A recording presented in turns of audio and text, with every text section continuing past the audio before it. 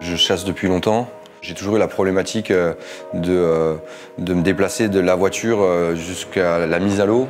Et tu es en combinaison néoprène, tu as tout ton matos. Et ça vient vraiment d'une contrainte et du coup de comment on peut faire. Et c'est comme ça que l'idée a un peu germé. Et je sais plus, 2 jours après, je reviens voir Nico avec un dessin. Dans les yeux de Nico, c'était clair, c'était ça. Finalement, j'avais juste mis en image ce qu'il avait en tête, hein, mais petit à petit, après, on est rentré dans concrètement comment ça peut marcher. Il a donc une fonction première de faciliter le transport sac à dos. Une fois arrivé, c'est un sac qui va se transformer. Il va devenir ma zone étanche. La spécificité de la chasse marine, c'est beaucoup d'équipements et justement, chez Subea, on essaie de regrouper et de simplifier l'utilisation. Et là, un sac plus un bouet, ça permet déjà de faire 2 produits en un. Moi, mon plus gros cauchemar, ça a été de me dire, OK, c'est un sac, ça devient une bouée, qu'est-ce que je fais des bretelles ?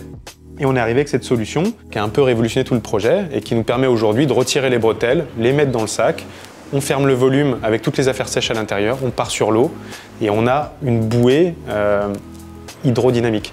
Sur le produit, la grosse difficulté, ça a été au niveau du zip. C'est ce type de zip étanche qui est vraiment le gros avantage produit aussi sur ce sac. On a vraiment le côté 100% étanche. Et en plus, une fois qu'il est ouvert en diagonale comme ça, on accède complètement et visuellement à l'intégralité de son volume. Et donc on peut aller chercher sans avoir à retourner toutes ses affaires sur le sol.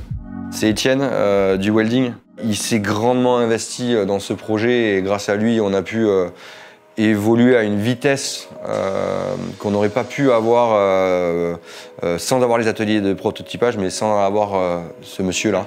Le lien entre technique, process, mise en forme et usage, on l'a vécu entre nous en se forçant à chaque fois qu'on avait une amélioration sur le produit, à en faire un prototype rapide et aller tester dans l'eau. Sur ce test-là, Loïc était avec le stand-up, avec les 4 bouées, petits cheminots de bouées.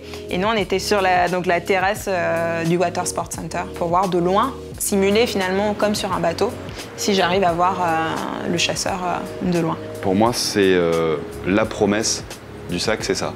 J'étais avec Nico le jour, j'étais juste à côté de lui en fait à ce moment-là. Et en fait, il a sorti ses affaires sèches du sac après 2 heures dans l'eau.